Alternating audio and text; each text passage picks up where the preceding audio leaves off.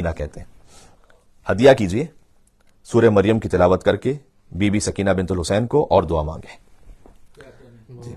دوسرا طریقہ ہے دعائے توسل پڑھیں بی بی سکینہ بنت الحسین کی نیابت میں اور دعا مانگیں. تیسرا طریقہ ہے حدیث قصہ پڑھیں اور ہدیہ کریں بی بی سکینہ بنت الحسین کو اور دعا مانگیں.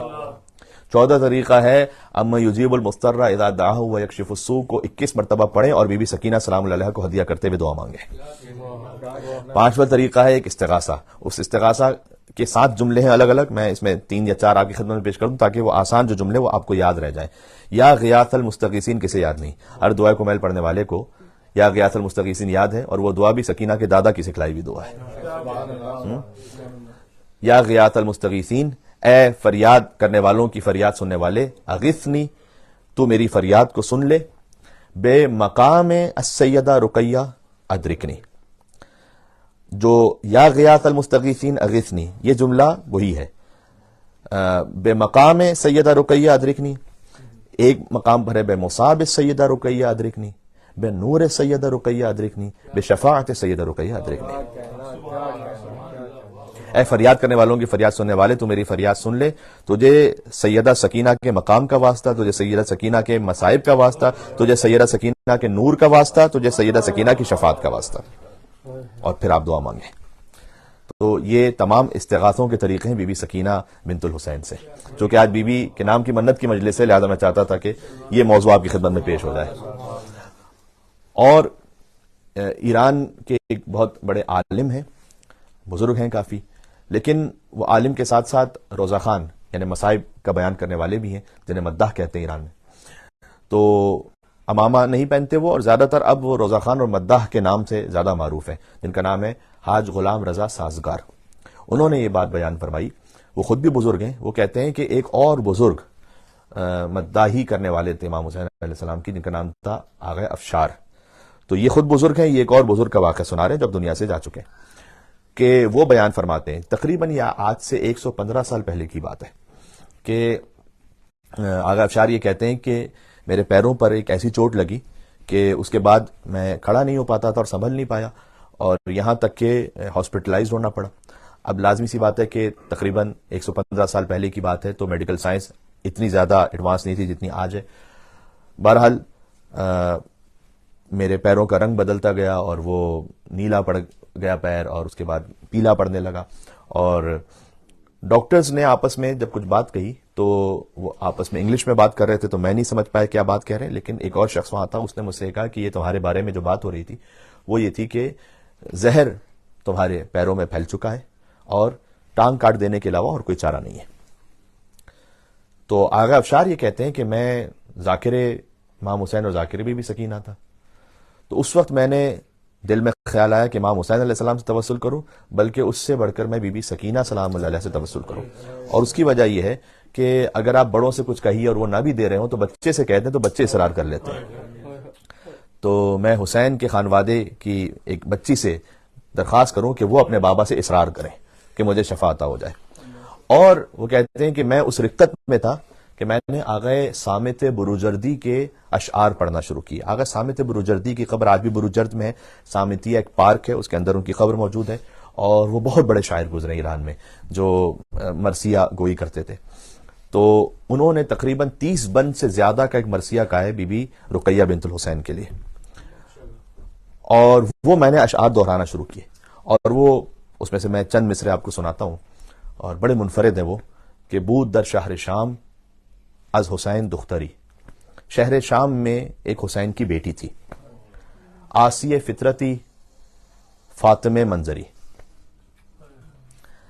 کہ وہ فطرت میں آسیہ تھی, دیکھنے میں فاطمہ تھی. تالیہ مریمی, جو مریم جیسی باوقار تھی, ثانیہ ہاجری, اور ہاجرہ کی دوسری تھی. عفت کردگار و عصمت اکبری, جو عفت کردگار بھی تھی اور ایک عصمت اکبری, عصمت کبریٰ پر فائز تھی. اس کا ایک مصرع آگے یوں ہے کہ او در 6 سالے 40 سال عقل 40 سالے داشت, کہ وہ تھیں تو 3 سال کی لیکن 40 برس کے سن کی عقل رکھتی تھیں. یہ 40 کا لفظ کیوں استعمال کیا انہوں نے مصرے میں؟ اس کی وجہ ہے اس لیے کہ جب حضرت حجت ظہور فرمائیں گے نا وہ 40 سال کے نظر آ رہے ہوں گے، یعنی کامل عقل رکھتی تھی، 6 سال میں کامل عقل رکھتی تھی وہ بی تو کہہ رہے ہیں کہ میں ان اشعار کو دہرا رہا تھا اور مجھ پر اتنی زیادہ رقت طاری ہوئی کہ مجھ پہ غش آ گیا مجھے. اس کے بعد مجھے کچھ نہیں معلوم، لیکن میں نے اتنا دیکھا اسی عالم غش میں اور عالم خواب میں کہ جو میں نے سوچا تھا وہی ہوا، کہ ایک بیٹی ہے کہ جو اپنے باپ کا ہاتھ پکڑ کے لا رہی ہے اور یہ کہتی ہے کہ یہ میرے اشعار دہرانے والا ہے اور میرے نام کا ذاکر ہے، اے بابا اسے شفا عطا فرمائیے.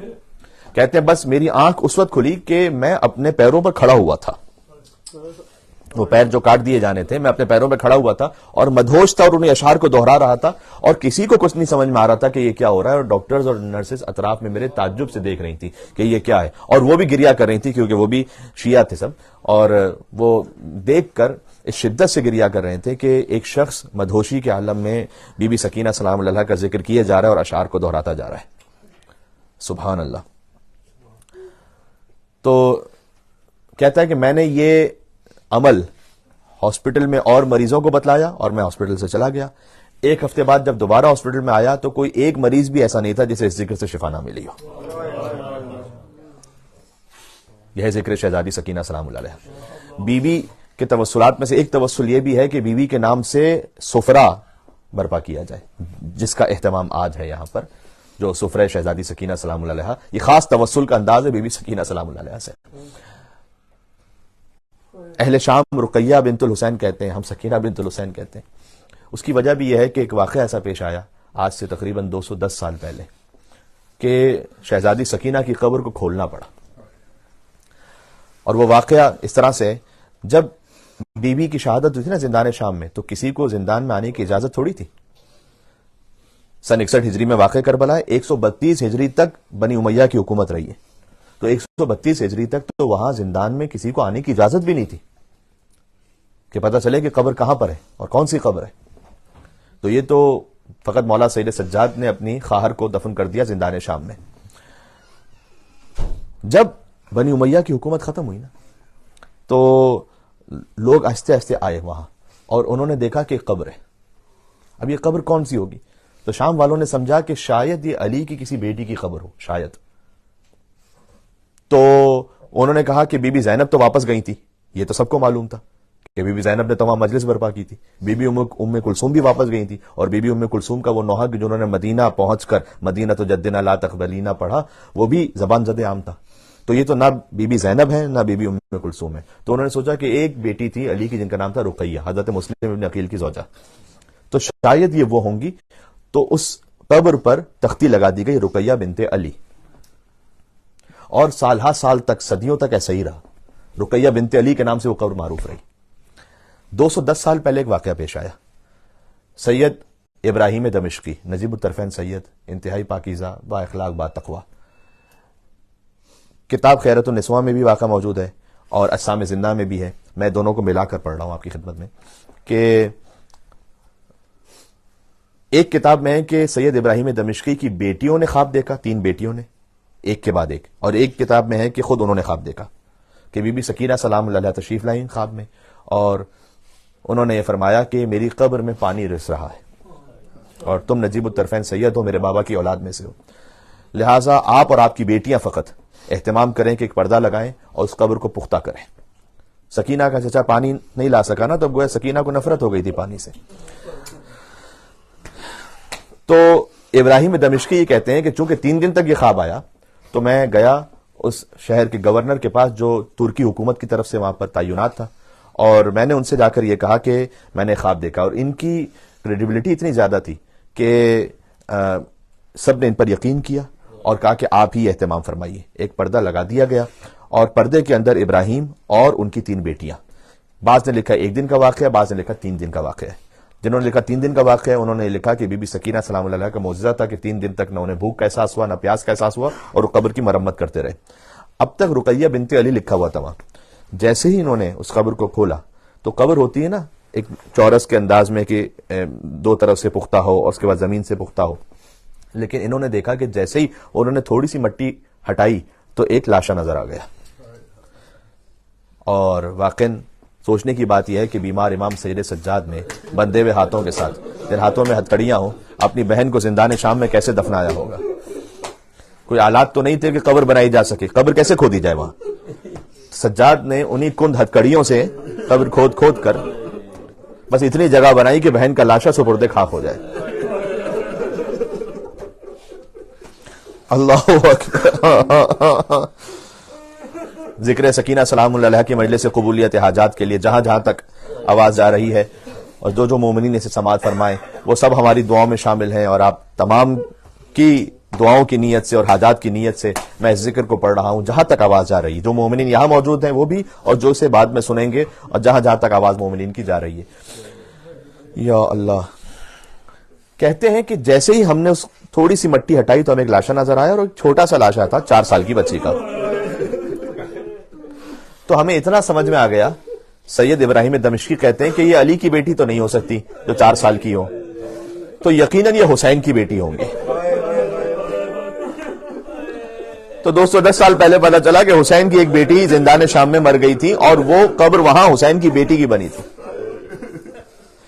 یا اللہ، تو وہاں رقیہ بنت علی کو ختم کر کے رقیہ بنت حسین لکھ دیا گیا، اس لیے وہ نام رقیہ اب تک وہاں لکھا ہوا ہے بی بی رقیہ کے حرم میں۔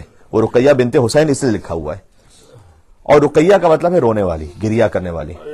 تو شام کی عورتوں کو معلوم تو نہیں تھا کہ اس بیوی کا نام کیا ہے، بس کہتے تھے کہ رونے والی مر گئی ہے، جو باپ پر روتی تھی وہ مر گئی ہے۔ سکینہ بھی بیوی کا لقب ہی ہے، نام تو فاطمہ ہے۔ مولا حسین نے فرمایا تھا کہ اللہ مجھے 100 بیٹیاں عطا کرتا، میں سب کا نام اپنی ماں کے نام پر فاطمہ رکھتا۔ سکینہ یعنی باپ کے دل کا سکون، رقیہ یعنی باپ پر رونے والی۔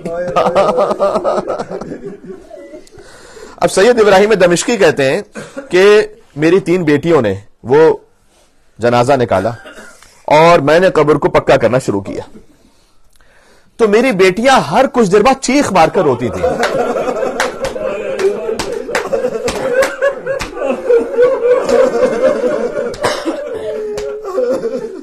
تو میں نے اپنی بیٹیوں سے پوچھا کہ حسین کی بیٹی یقیناً بڑی مظلومہ ہے، اور یہاں جتنا گریا ہو جائے وہ کم ہے، لیکن تم ہر کچھ دیر بعد چیخ مار کر روتی کیوں ہو؟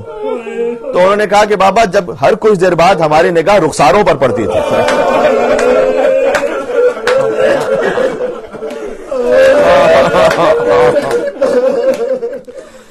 اس لیے دیکھیں، اللہ نہ کرے کسی بچے کے ساتھ ایک مرتبہ بھی وہ واقعہ پیش آیا جو سکینہ کے ساتھ اللہ جانے کتنی مرتبہ پیش آیا۔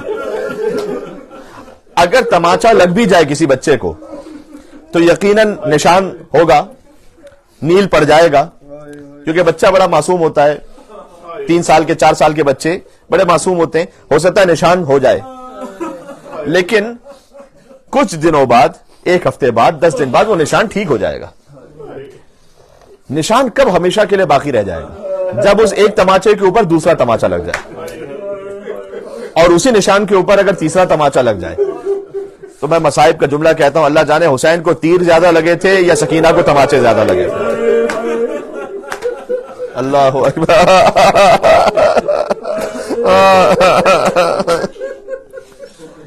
جب شہزادی سکینہ کی شہادت ہوئی تو یزید بڑی لاپرواہی سے کہتا تھا لقد ماتت بنتم من بنات الحسین، حسین کی بیٹیوں میں سے ایک بیٹی مر گئی ہے۔ شہزادی سکینہ کا سفر آپ جانتے ہیں، میں نے ابھی مولا علی علیہ السلام کا ذکر کیا تھا، سکینہ پوتی ہیں حیدر کرار شیر خدا کی۔ تو جب شام غریبہ تماچے لگ رہے تھے اور دامن میں آگ بھی لگی ہوئی تھی، تو حمید ابن مسلم عیسائی ہے، اس نے آ کر یہ کہا کہ میں نے چاہا کہ ایک بچی کے دامن سے آگ بجھاؤں، تو بچی فوراً پیچھے ہٹ گئی اور کہتی ہے میں آل محمد سے تعلق رکھتی ہوں، کوئی نامحرم میرے جسم کو ہاتھ نہیں لگا سکتا۔ تو حمید ابن مسلم کہتا ہے کہ میں نے کہا بی بی فقط میں دامن پکڑ کر آگ بجھاؤں گا، آگ بجھ جائے آپ کی۔ اللہ جانے سکینہ نے بھی اس وقت کس مجبوری کے عالم میں اجازت دی ہو کہ دامن پکڑ کر بھی وہاں آگ بجھائے، ورنہ تو سکینہ کا جنازہ ہی چل جاتا۔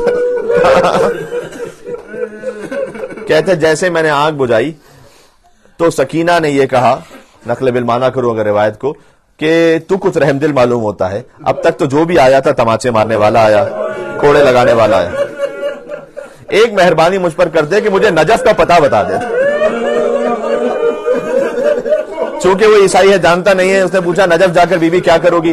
کہا تجھے معلوم نہیں ہے نجف میں میرا دادا کائنات کا مشکل کشا حیدر کرار علی ابن ابی طالب میرے دادا رہتے ہیں، میں نجف جا کے کہوں گی دادا آپ تو کوفہ میں ہر یتیم کی مشکل کشائی فرماتے تھے۔ یا اللہ، کوفہ کے یتیم بچے فخر سے کہتے تھے میں یتیم نہ کہوں، میں پالنے والا علی ابن ابی طالب۔ اسی علی نے، جس علی نے تمام یتیموں کو کوفہ کے پالا تھا، اسی علی کی پوتی جب یتیمہ بن کر خود کوفہ آئی، جو توسل میں نے عرض کیا نا شہزادی سکینہ کے نام پر، اس میں توسل ایک یہ بھی ہے کہ 100 مرتبہ اس طرح درود بھیجیں بی بی پر، ایسے سلام کریں کہ السلام علیکی یا رقیۃ الیتیمہ، اے وہ رقیہ کے جو یتیمہ ہیں اس پر ہمارا سلام۔